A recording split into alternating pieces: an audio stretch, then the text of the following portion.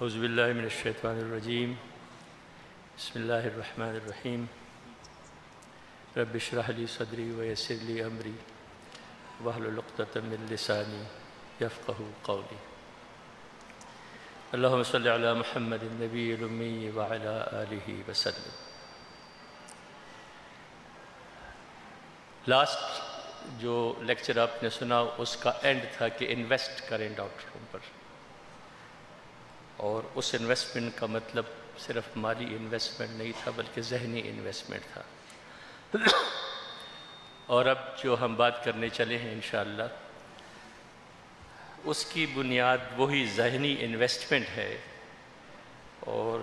جو شعر علامہ اقبال رحمۃ اللہ علیہ کا آپ کے سامنے پڑھا گیا اسی کی ساری بات ہوگی انشاءاللہ۔ دراصل اس موضوع کے 3 حصے ہیں،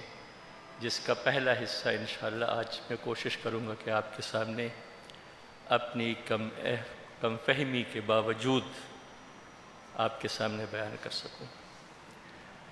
اس میں پہلا قرآن سیکھنا کیوں ضروری ہے، پھر دوسرا ہے کہ قرآن سیکھیں کیسے، اور پھر تیسرا ہے کہ قرآن پر تدبر کیسے کریں۔ لیکن ہم آج کوشش کریں گے انشاءاللہ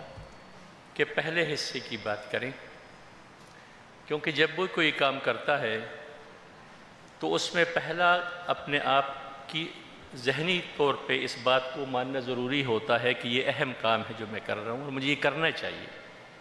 جب تک ہم اس بات پہ کنونس ہی نہ ہوں کہ ہمیں کوئی کام کرنا ہے تو وہ کام ہم صحیح طریقے سے انجام نہیں کر سکتے۔ میں ابتدا ان 2 تصویروں سے کرتا ہوں جو آپ کے سامنے ہیں۔ ایک تو بالکل سمپل ہے گلاس، اور دوسری ایک مائکروسکوپ ہے، اور اگر ہم کہیں کہ ان کے بنانے کا مقصد کیا ہے تو ہم سب کو پتہ ہے، لیکن اگر آج سے چند سال پہلے یہ چیزیں سامنے ہوتی تو پھر ہم یہی کہتے کہ بھائی جس نے بنائی ہیں اس سے جا کے پوچھ لو، تو بتا دے گا کہ اس کا مقصد کیا ہے۔ اسی طرح جب ہم اپنی باڈی کو دیکھتے ہیں تو ہم اس میں سے ہر ایک عضو کا الگ الگ مقصد جانتے ہیں۔ لنگز کا مقصد جانتے ہیں، لیور کا مقصد جانتے ہیں، برین کا مقصد جانتے ہیں، لیکن جب ہم بحیثیت انسان اپنے آپ سے اپنا مقصد پوچھتے ہیں تو یہ ایک بدقسمتی ہے کہ عام طور پہ اس جواب میں کافی ساری تاخیر ہو جاتی ہے، بلکہ بعض اوقات پوری زندگی اس میں تاخیر ہو جاتی ہے اور ہم موت کے دہانے پہ پہنچ جاتے ہیں۔ اب جب ہم نے یہ بات کرنی ہے کہ ہمارا مقصد کیا ہے تو ظاہر ہے اس کا مقصد بھی پھر وہی ہونا چاہیے جو ہم گلاس اور مائکروسکوپ کے بارے میں پوچھتے ہیں کہ بھئی اس سے پوچھ لو جس نے ہمیں بنایا ہے، اور وہ پوچھنا ہی قرآن کو سمجھنا ہے جس کی ہم انشاءاللہ آپ بات کریں گے۔ جس طرح ہر ایک مائکروسکوپ کا ایک مینول ہوتا ہے اور اس مینول میں اس کی پوری تفصیل دی ہوتی ہے کہ اس کو کیسے آپریٹ کرنا ہے، تو اسی طرح انسان کا مینول جو ہے وہ بھی ایک ہونا ہی چاہیے۔ عقل یہ بات تسلیم کرتی ہے کہ اس کا بھی ایک مینول ہونا چاہیے کہ یہ بات سامنے رکھی جائے کہ قرآن کیا کہتا ہے کہ انسان کو کیسا ہونا چاہیے، بالفاظ دیگر خالق کیا کہتا ہے کہ اس کو کیسا ہونا چاہیے۔ اس لیے عقلاً اور نقلاً دونوں ہمیں اس بات کا ادراک کرنا ہوگا کہ جو ہمارا مینول ہے ہم اس کو سمجھیں، کیونکہ ہم باقی تو ساری چیزیں سمجھتے ہیں۔ ڈاکٹر بننے کے لیے ہمیں پتہ ہے کہ FSC بھی کرنی پڑتی ہے، اور میں نے کچھ اندازہ لگایا تھا کہ 100 سے زیادہ کتابیں ہمیں پڑھنا پڑتی ہیں۔ اس کے بعد جب ہم ڈاکٹری میں ایڈمیشن لیتے ہیں میڈیکل کالج میں تو پھر بھی بہت ساری ہمیں کتابیں پڑھنی پڑتی ہیں، تقریباً 18 منیمم سبجیکٹس ہیں جو ہمیں پڑھنے پڑتے ہیں، اور پھر صرف پڑھنے نہیں پڑتے، ان کو سمجھنا بھی پڑتا ہے، اور ان کو ایگزامینر کے سامنے سوال و جواب کی صورت میں بیان بھی کرنا پڑتا ہے۔ تب جا کے ہمیں بارے میں وہ فیصلہ کرتا ہے کہ میں اس کینڈیڈیٹ کو پاس کروں یا میں اس کو فیل کروں۔ اگر وہ لاکھ کہہ دے کہ میں نے جی اناٹمی کی کتاب 100 مرتبہ پڑھ لی ہے، لیکن ایگزامینر پوچھ لے کہ اچھا بھائی بتاؤ اپر اینڈ ہیومرس کے بارے میں کیا لکھا تھا،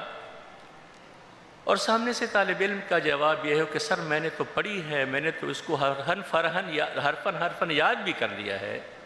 حفظ بھی کر لیا ہے، لیکن یہ تو مجھے نہیں پتا کہ اس کا مطلب کیا ہے، تو آپ خود ہی سوچیں ایگزامینر اس کو پاس کرے گا یا فیل؟ ہم میں سے شاید کوئی بھی ایسا نہ ہو کہ وہ اس کہے کہ اس کو فیل کرے گا۔ یہی صورت ہمارے مسلمان بننے کی ہے اور اس کی ضروریات اور مراحل کی ہے کہ یہاں پہ تو بدقسمتی سے صرف ایک ہی بنیادی کتاب ہے اور وہ لازمی مضمون کے طور پہ ہے۔ آپ چاہے 100 کتابیں بھی پڑھ لیں، لیکن امتحان میں آپ نے لازمی مضمون فیل کر دیا تو باقی سب کچھ بیکار گیا، کیونکہ وہ لازمی مضمون ہے۔ یہاں ایک ہی لازمی مضمون ہے، ایک ہی کتاب ہے، لیکن بدقسمتی سے ہم اس کو پڑھنے سے عاجز ہیں۔ اس میں صرف ایک لفظ کی تشریح آپ نے سن لی اس سے پہلے والے لیکچر میں، جو قرآن پہ تدبر کی میں بات کر رہا تھا، چشتی صاحب نے وہ بہت واضح انداز میں آپ کے سامنے بیان کر دی۔ اس لیے ہمیں تو پہلا یہ دیکھنا ہوگا کہ ہم قرآن کے ساتھ آج کیا سلوک کرتے ہیں۔ لٹریٹ ہم کس سے کہتے ہیں؟ کیا ہم قرآن نہ سمجھنے والے کو لٹریٹ کہتے ہیں؟ کیا ہم خود اس قرآن کو سمجھ کر پڑھ سکتے ہیں؟ کیا یہ قرآن میری عملی زندگی میرا مینول ہے کہ نہیں ہے؟ کوئی اور چیز میرا مینول ہے؟ کیا میرا رہنما قرآن ہے یا میڈیا ہے یا انٹرنیٹ ہے یا واٹس ایپ ہے یا اور کچھ ہے؟ کیا میرا رول ماڈل انعمت علیہم ہے یا کوئی اور ہے؟ اس کی اور پہ میں بات نہیں کرنا چاہتا، آپ سب جانتے ہیں اس کو۔ اور کیا اسکول و کالج کے نصاب کی طرح کیا میری زندگی کے نصاب میں قرآن کا بھی کچھ حصہ ہے کہ نہیں؟ میں کچھ اور اپنی ساری بات کر رہا ہوں۔ اگر ہم اس کو دیکھیں حال ہے، اور پھر اگر ہم چاہتے ہیں کہ اس دنیا میں دوبارہ عروج حاصل کریں، اور ہم میں سے کوئی بھی یہ نہیں ہوگا کہ وہ نہیں چاہتا ہوگا، تو پھر حضرت عمر رضی اللہ تعالیٰ عنہ نے ایک بات کی تھی اس وقت کے زمانے میں کہ اگر آپ چاہتے ہیں کہ یہ ہو تو پھر تمہیں اس کی طرف رجوع کرنا پڑے گا، اصل کی طرف۔ اور ایک بڑی مشہور بات ہے، شاید وہ بھی علامہ اقبال نے کہی تھی کہ تم یہ مت سوچو مسلمانوں کے زمانہ آگے نکل گیا ہے، تم اپنے معاملات، اخلاق اور کردار کو ٹھیک کر لو، زمانہ خود تمہارے پیچھے آئے گا۔ اور پھر کہا کہ تم کلمہ پڑھتے پڑھتے اخلاق تک پہنچو، لوگ تمہیں دیکھتے دیکھتے کلمے تک پہنچ جائیں گے۔ لیکن بدقسمتی سے آج ہماری صورتحال بالکل اس کے الٹ ہے۔ جو مسلمان ہو جاتے ہیں وہ ہمیں دیکھ کے واپس اپنے دین کی طرف پھر جاتے ہیں۔ جب وہ مسلمان ہو کے آتا ہے اور دیکھتا ہے کہ مسجد میں تو جوتیاں بھی لوگ اندر لے جاتے ہیں، نلکوں کے ساتھ تو گلاس بندے ہوتے ہیں کہ وہ چوری نہ ہو جائے، تو پھر اس نے کیا کرنا ہے مسلمان ہو کر؟ آج ہم اس کے بالکل الٹ ہو گئے ہیں، اور ہمیں اپنی عزت اسی میں تلاش کرنی ہے، اسی دین میں تلاش کرنی ہے، اور اسی طرف لوٹنا ہے، ہم دوسروں کے خورشید کی طرف نہ دیکھیں۔ یہ قرآن کیوں نازل ہوا؟ اس کا مقصد کیا تھا؟ یہ آیت بڑی واضح ہے سورہ صاد کی کہ ایک مبارک کتاب ہے، لیکن اس علیم و خبیر کو پتہ تھا کہ اس مبارک تک یہ لوگ رک جائیں گے، اس سے آگے نہیں بڑھیں گے، تو اسی وقت فرما دیا گیا کہ لِيَدَّبَّرُوا آیَاتِهِ وَلِيَتَذَكَّرُوا۔ مبارک بے شک ہے، نہ سمجھتے ہوئے بھی ایک ایک حرف کے 10 نیکیاں مل جاتی ہیں، لیکن مقصد یہ نہیں ہے، مقصد اس پہ تذکر و تدبر کرنا ہے تاکہ ہم اس کو سمجھیں، اس کی آیات پر غور کریں، اور عقل و فکر والوں کے لیے ہے کہ اس میں سے سبق لیں۔ اب یہ ہے قرآن کا مقصد کہ وَهَذَا كِتَابٌ أَنزَلْنَاهُ مُبَارَكٌ فَاتَّبِعُوهُ وَاتَّقُوا لَعَلَّكُمْ تُرْحَمُونَ۔ اس میں کوئی شک کی بات نہیں ہے یہ قرآن کیوں نازل ہوا، اس کو اتباع کے لیے نازل ہوا کہ ہم اس کو پڑھیں، اس کو سمجھیں اور پھر اس پہ عمل کریں، تب ہم جا کے اس امتحان میں پاس ہوں گے، ورنہ اس کے بغیر خدا نخواستہ ہم فیل ہی رہیں گے۔ اور دیکھیے رسالت کا مقصد کیا ہے، نبی کو کیوں نازل کیا، نبی کو کیوں اتارا؟ ربنا وابعث فیہم رسولا منہم یتلو علیہم آیاتک ویعلمہم الکتاب والحکمت ویزکیہم۔ بنیادی مقصد رسول اللہ صلی اللہ علیہ وسلم کی بعثت کا بھی یہی بتایا گیا کہ یہ قرآن کی تعلیم دے تم کو، حکمت کے ساتھ دے، تاکہ تم لوگوں کی سیلف ڈیولپمنٹ ہو۔ تو نبی کا مقصد بھی قرآن ہی کا تعلیم دینا ہے، جس کے لیے ان کو اس زمین پہ نبوت دی گئی۔ اور پھر یہ سورہ رحمان کی 4 ابتدائی آیات، الرحمن علم القرآن خلق الانسان علمہ البیان، عام طور پہ ہم اس کو سرسری سے پڑھ کے نکل جاتے ہیں، اور یہ تو سارے قرآن کے ساتھ بدقسمتی سے ہمارا رویہ ہے، لیکن اگر ان 4 آیات پر ہی ہم غور کریں تو دیکھیے کہ اس میں کیا دیا ہوا ہے۔ یہ کتاب براہ راست اللہ کے الفاظ ہیں، زر زیر زبر سب اسی کے ہیں، اور اس کو تعلیم کی اللہ نے بذات خود نبی صلی اللہ علیہ وسلم، معلم اللہ ہے، شاگرد نبی ہے، اور پھر ہمارا معلم نبی صلی اللہ علیہ وسلم ہے۔ اب جب یہ صورتحال ہے کہ کتاب اللہ کی ہے، معلم ہمارا نبی ہے، اور کیا اس کے بعد اس کے علاوہ کوئی ایسی کتاب ہو سکتی ہے، چاہے وہ برٹن رسل کی ہو اور چاہے وہ کسی اور اسکالر کی ہو، کہ اس کے علاوہ ہم کسی اور کتاب کو ترجیحاً سمجھنے کی کوشش کریں؟ اس کتاب کے علاوہ کون سی کتاب ہو سکتی ہے کہ جس کو ہم پہلی ترجیح کے طور پہ سمجھیں؟ اور عام طور پہ ہمیں یہ بھی احساس نہیں ہوتا، میں پہلے اپنے آپ کو اس میں رکھ رہا ہوں اور اپنے آپ کو مرکز بنا کے یہ بات کر رہا ہوں۔ شاید آپ میں سے بہت سے ساتھی ایسے ہوں گے جو اس پہ پورا نہ ہو تو اس قرآن کو اسی طریقے سے پڑھتے ہو جیسے اس کا حق ہے۔ اب قرآن میں اللہ تعالیٰ فرماتا ہے کہ فَاسْتَمْسِكْ بِالَّذِي أُوحِيَ إِلَيْكَ إِنَّكَ عَلَىٰ صِرَاطٍ مُسْتَقِيمٍ وَإِنَّهُ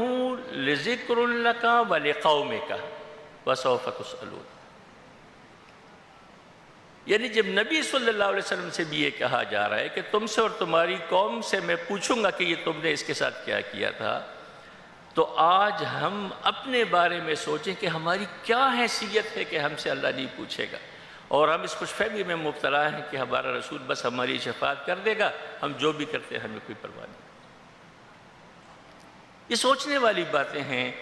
کہ ہم اس کے بارے میں ذرا سیریس ہو جائیں کہ یہ قرآن ہم سے کیا کہتا ہے۔ ہمیں اس کا ادراک ہونا چاہیے، ہمیں اس کا احساس ہونا چاہیے کہ اگر ہم یہ قرآن نہ پڑھیں تو اس کی صورتحال کیا ہے، کیونکہ آج بدقسمتی سے ہماری صورتحال وہی ہے جو یہود کی تھی۔ مثل الذین حملوا التوراۃ ثم لم يحملوها كمثل الحمار يحمل اسفارا، جیسے گدھے پہ کتابیں لوگ لاتے ہیں، اس کو پتہ ہی نہیں ہوتا کہ اس کتابوں کی ویلیو کیا ہے۔ ہماری حیثیت بھی وہی ہو گئی، ہمارے پاس وہ کتاب پڑی ہوئی ہے جو ہمارے لیے مشعل راہ ہے، جس پہ ہمیں عمل کرنا ہے، جس سے ہمیں عروج حاصل کرنا ہے، لیکن میں نے اور پیچھے چیزوں کی چیز لگ گئی، اور نتیجہ آج آپ دے رہے ہیں کہ یہ نہیں سمجھ رہے تھے اس قرآن کو۔ تو پھر ہمیں تو ظاہر ہے پھر کوشش کرنی چاہیے کہ ہم اس صورتحال سے نکلیں، کہ نہ اندھے اٹھیں اور نہ رسول ہمارے خلاف گواہی دے، اور نہ اللہ ہمیں کہے کہ میں نے تمہیں بلا دیا ہے۔ اور سب علماء نے اس کی یہی تفسیر کی ہے۔ بعد نے لکھا ہے کہ بدلت قرآن کی طرف مائل تھے، نہ رغبت سے قبولیت کے ساتھ سنتے تھے، قرآن کو نظر انداز کر دیا تھا۔ یہ مختلف تفاسیر سے میں نے کوشش کی ہے کہ اس کے ترجمے صرف آپ کے سامنے رکھوں۔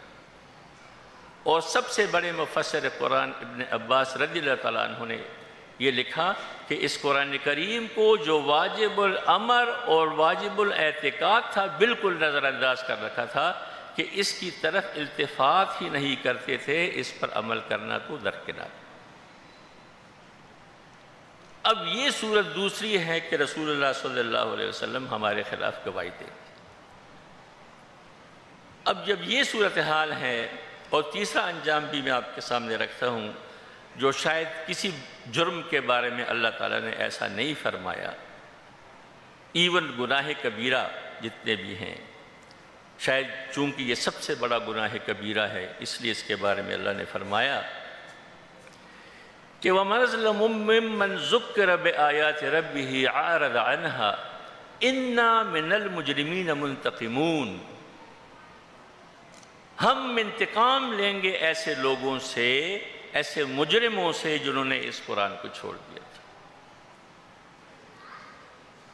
اور یہ سب ابن کثیر نے، تفسیر مظہری نے، یہ سب نے یہی باتیں اس کے بارے میں لکھی ہیں۔ انتقام، اللہ نے ایسا کسی جرم کے بارے میں نہیں فرمایا کہ میں انتقام لوں گا تم سے اگر تم نے یہ کیا، میں انتقام لوں گا تم سے اگر تم نے جھوٹ بولا، میں انتقام لوں گا تم سے اگر تم نے یہ فلاں گناہ کیا، لیکن اس قرآن کو چھوڑنے کے بارے میں یہی فرمایا۔ اب اگر ہم اس کے لیے تیار ہیں کہ ہم اندھے اٹھائے جائیں، اللہ کی کوئی پرواہ بھی ہمیں اللہ نہ دے، ہمارا رسول بھی ہمارے خلاف گواہی دے، اور پھر اس نتیجے میں اللہ ہم سے انتقام بھی لے، اور ظاہر ہے ہم میں سے کوئی اس کے لیے تیار نہیں ہے، تو پھر ہمیں یہ ضرور سوچنا ہوگا کہ اس موجودہ صورتحال میں جس وقت ہماری کیفیت یہ ہو گئی ہے کہ ہمارے دل سخت ہو گئے، اور آپ نے ابتدائی میں صورت حشر کی آیات سنی کہ یہ اگر پہاڑوں پہ بھی نازل کیا ہوتا ہے تو وہ پاش ہو جاتے ہیں، لیکن ہمارے دلوں پہ تو تالے لگے ہوئے ہیں، جیسے قرآن میں جگہ جگہ ہے، کہیں پروفیشنلزم کا تالا لگا ہوا ہے، کہیں دولت کا تالا لگا ہوا ہے، کہیں اور پرائرٹیز کے تالے لگے ہوئے ہیں، کہاں تعصب کے تالے لگے ہوئے ہیں، کہیں علم کے تالے لگے ہوئے ہیں، اور علم کے بارے میں تو سوچ رہے ہیں لیکن اس کے بارے میں نہیں سوچ رہے۔ اور آج بدقسمتی سے یہی صورت ہماری ہے جو اس وقت تھی، تو پھر ہمیں یہ ضرور سوچنا چاہیے اور بڑا سیریسلی سوچنا چاہیے کہ کیا اب یہ وقت نہیں ہے، جو ہو گیا سو ہو گیا، کیا اب بھی ہم اپنی لائف کو اسی طرح کنٹینیو رکھیں جیسے کرتے آئے ہیں؟ کیا اس وقت بھی ہمیں ایسے ایمرجنسی اقدامات نہیں لینے جس میں ہم اس قرآن کو سمجھ سکیں؟ اور الحمدللہ آج تو اتنی ریسورسز اویلیبل ہیں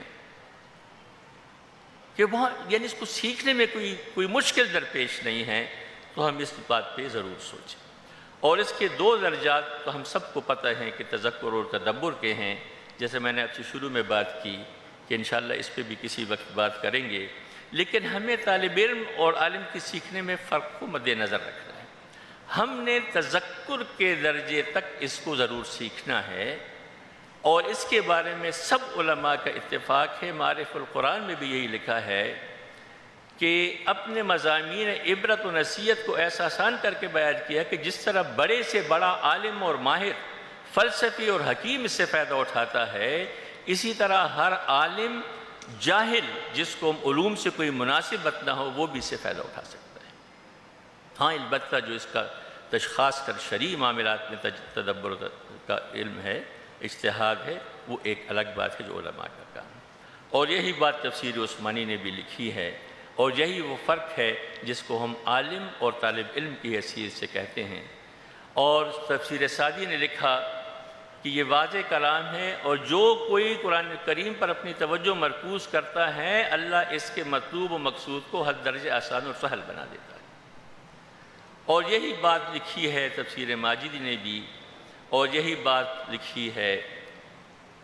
اپنے عثمانی صاحب نے، حکیم الامت جو ہیں ہمارے، انہوں نے بھی یہی بات لکھی ہے کہ دلائل اور حکمت اور وہ الگ چیزیں ہیں، لیکن سمجھنے کے لیے اس میں کوئی دشواری نہیں ہے۔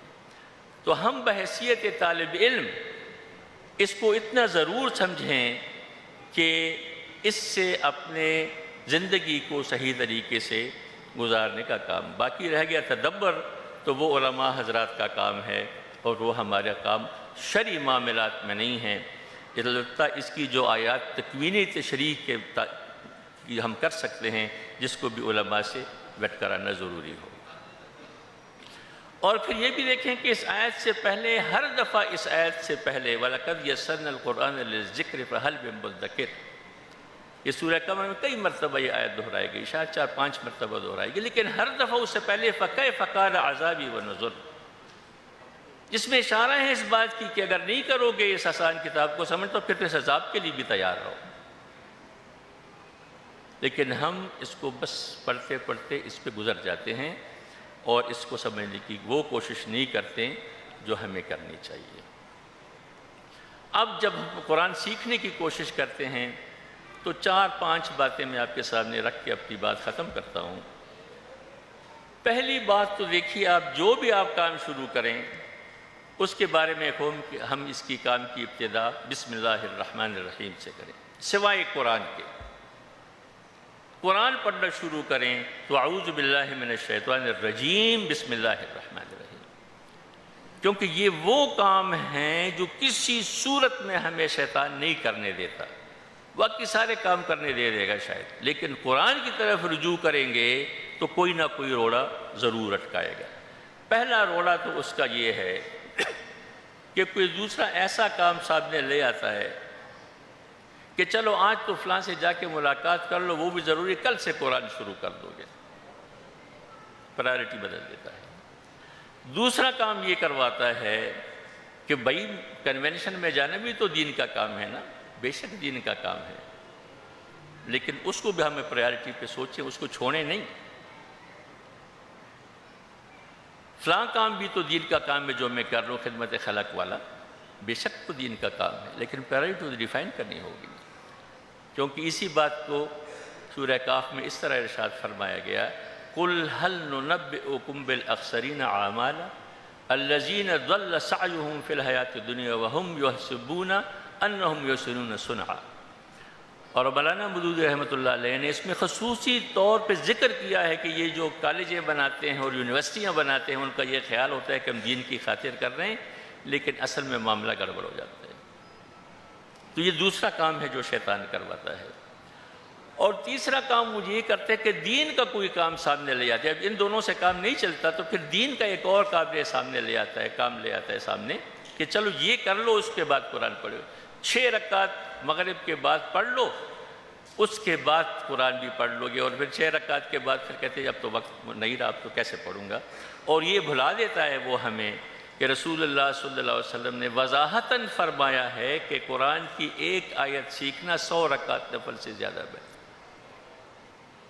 صحیح حدیث، یہ بھلا دیتا ہے ہمیں۔ یہ تیسرا کام ہے جو شیطان کرتا ہے، اور اس طرح ہمیں توجہ دینی ضروری ہے۔ اور پھر یہ کہ وہ قرآن فہمی کو مشکل بنا کر پیش کرتا ہے، بھائی اس کے لیے تو 25 علوم چاہیے، عربی گرامر چاہیے، فلانا چاہیے۔ بے شک وہ تدبر کے لیے ضروری ہیں، لیکن جو اس کے عمومی احکام ہیں قرآن مجید کے سمجھنے کے لیے، شاید اس کے لیے وہ حالات تو یہی ہے کہ ہم اس کو سمجھیں، لیکن اگر وہ نہیں تو کم از کم عام بات کو ہم ضرور۔ ہم نے کبھی نہیں سوچا کہ ہم اردو بولتے ہیں یا انگلش بولتے ہیں یا میں پشتو بولتا ہوں تو اس کی کتنی گرامر مجھے آتی ہے، ہم نے کبھی سوچے نہ، ہمیں آتی ہے، سچی بات یہ ہے، لیکن ہم سمجھتے ہیں سب چیزوں کو۔ لیکن جب قرآن کی بات آتی ہے کہ نہیں گرامر سیکھو پھر تم کرو گے، اور پھر گرامر میں لگا کے سارے کام کرا لیں۔ میں نہیں کہتا کہ اس کی اہمیت نہیں ہے، اس کی اپنی اہمیت ہے، لیکن اس کی وجہ سے ہمیں قرآن کو چھوڑنا نہیں چاہیے۔ ایک اور کام، جب یہ سارے مرحلے آپ گزار رہے ہیں اور آخری جو اس کا حربہ ہوتا ہے کہ جب قرآن سیکھنے بیٹھ جائیں تو پھر وہ ایسی باتوں میں الجھا دیتا ہے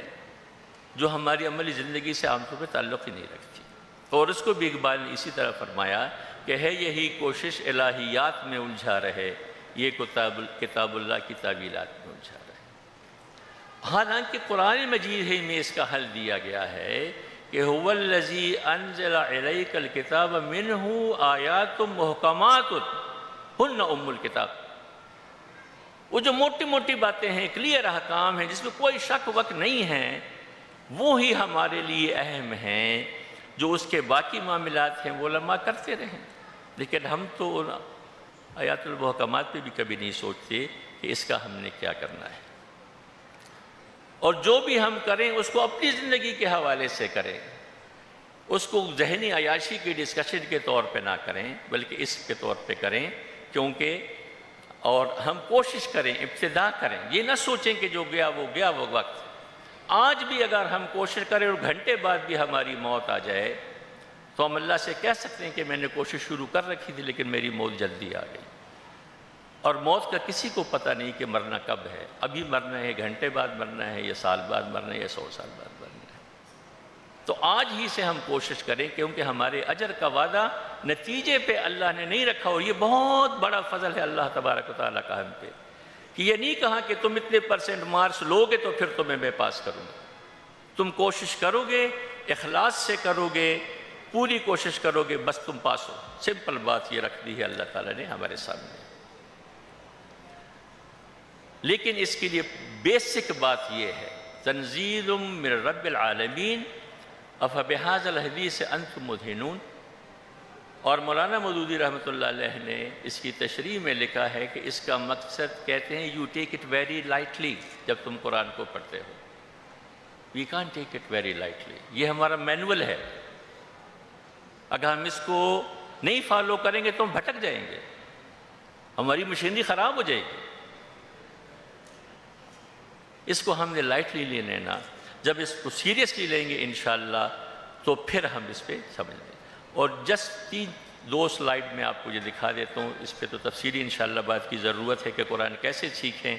لیکن پرائرٹی نمبر 1 یہی ہے کہ ٹیچر اپنے لیے ایک رکھیں یا گروپ کے لیے ایک رکھیں، اور پھر ایک گروپ بنا کے مطالعہ کریں. اور الحمدللہ ہم پچھلے 15 سال سے یہ ایکسرسائز کر رہے ہیں اور اس میں ہم نے بہت ہی فائدہ پایا ہے. یعنی جو روایتی تدریس کا طریقہ ہے، ہم جو درس قرآن کرتے ہیں اس کا بھی ظاہر فائدہ تو ہوتا ہوگا اور ہوتا ہے،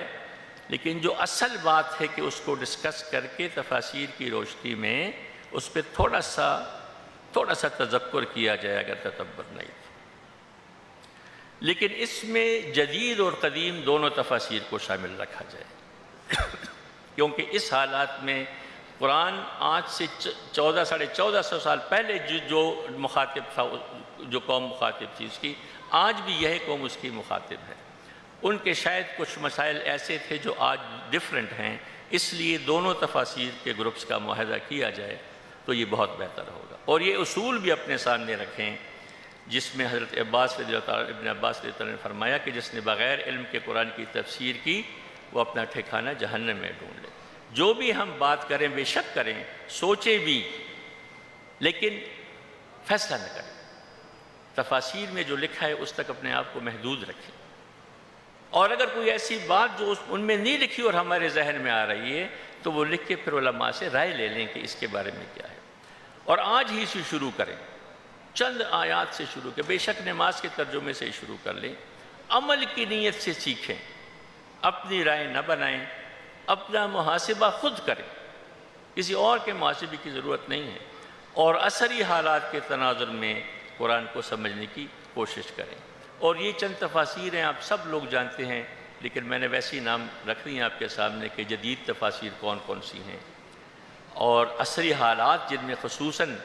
آج کل کے حالات ایڈریس کیے گئے ہیں، جیسے مولانا رحمۃ اللہ علیہ نے یا سید قطب شہید نے اپنی تفسیر میں کیا ہے، اور یا جو جدید مسائل ہیں ہمارے فقہی مسائل ہیں اس کے بھی کچھ ہیں، اور دیگر تفاسیر میں ابن کثیر اور یہ شامل ہیں. اور ساتھ ہی اگر ہم لفظی ترجمہ دیکھنے کی کوشش کریں، اس کے بہت تفصیل میں تو نہ جائیں، لیکن لغوی اور اصطلاحی معنی دونوں اپنے سامنے رکھیں. اور اس میں ایک بہت ہی زبردست جو تفسیر ہے مفردات القرآن کے نام سے، اور ایسی تو بہت سی کتابیں ہیں، چشتی صاحب کی بھی ایک کتاب اس میں موجود ہے، آپ نے شاید دیکھی بھی ہوگی، لیکن آپ دیکھ سکتے ہیں کوئی بھی کتاب، لیکن الفاظ کو بھی ہم سمجھنے کی ساتھ ساتھ کوشش کریں تو انشاءاللہ ہم ضرور قرآن کو سیکھ پائیں گے. اور سیکھنا ضروری ہے عمل کے لیے، کیونکہ یہی قرآن تھا جو صحابہ پہ نازل ہوا تو ان کو زندگیاں بدل دی. ہم اس کو پڑھتے ہیں تو ہماری زندگی نہیں بدلتا، اور اس کی بنیادی وجہ یہ ہے کہ ہم نے اس زبان سے دل کا جو ایک بالشت کا فاصلہ ہے یہ ہم نے طے نہیں کیا، بس ادھر ہی رک گئے.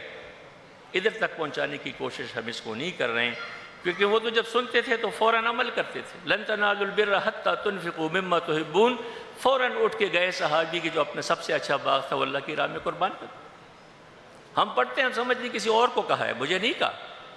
یہ کسی کو کہا ہو کہ لن تنالوا البر حتى تنفقوا مما تحبون، ایسا نہیں. اس کو خود یوں کہیں کہ یہ مجھ سے یہ بات ڈائریکٹلی فرمائی ہے اللہ نے، اور یہ صرف ثواب کی بات نہیں ہے، ورنہ یہ ہماری صورتحال ہوگی. اگین میں اقبال رحمۃ اللہ علیہ کی کوٹ کرتا ہوں کہ زبان سے کہہ بھی دیا لا الہ تو کیا حاصل، دل و نگاہ مسلمان نہیں تو کچھ بھی نہیں. اور آخری بات جو مولانا رحمۃ اللہ علیہ نے فرمائی ہے تفہیم القرآن کے مقدمے میں، وہ یہ ہے۔ اس سے تو پوری طرح آپ اسی وقت سمجھ سکتے ہیں جب آپ اسے لے کر اٹھیں اور دعوت اللہ کا کام شروع کریں، اور جس طرح یہ کتاب ہدایت دیتی ہے اسی طرح قدم اٹھاتے جائیں۔ قرآن کے حکام، اس کی اخلاقی تعلیمات، اس کی معاشی اور تمدنی ہدایات اور زندگی کے مختلف پہلوؤں کے بارے میں اس کے بتائے ہوئے اصول و قوانین آدمی کی سمجھ میں اس وقت تک آ ہی نہیں سکتے جب تک وہ عملاً ان کو برت کر نہ دیکھے۔ نہ وہ فرد اس کتاب کو سمجھ سکتا ہے جس نے اپنی انفرادی زندگی کو اس کی پیروی سے آزاد کر رکھا ہے، اور نہ وہ قوم اس سے آشنا ہو سکتی ہے جس کے سارے ہی اجتماعی ادارے اس کی بنائی ہوئی روش کے خلاف چل رہے ہوں، چاہے وہ عدلیہ ہو، چاہے وہ مقننہ ہو، چاہے وہ کوئی اور ادارہ ہو۔ تو یہ اس طرح اگر ہم قرآن کو پڑھیں گے تو انشاءاللہ ہم اپنی زندگی میں بھی، اس دنیا میں بھی فائدہ ہوگا اور آخرت میں بھی انشاءاللہ، کیونکہ اس کے بغیر اگر کوئی یہ سمجھتا ہے کہ ہم نے باقی سارے کام کر کے حق ادا کر دیا ہے تو حق نہیں ادا ہو سکتا۔ حق تبھی ادا ہوگا جب اس مینول کو ہم پڑھیں گے اور اس پہ عمل کرنے کی کوشش کریں گے۔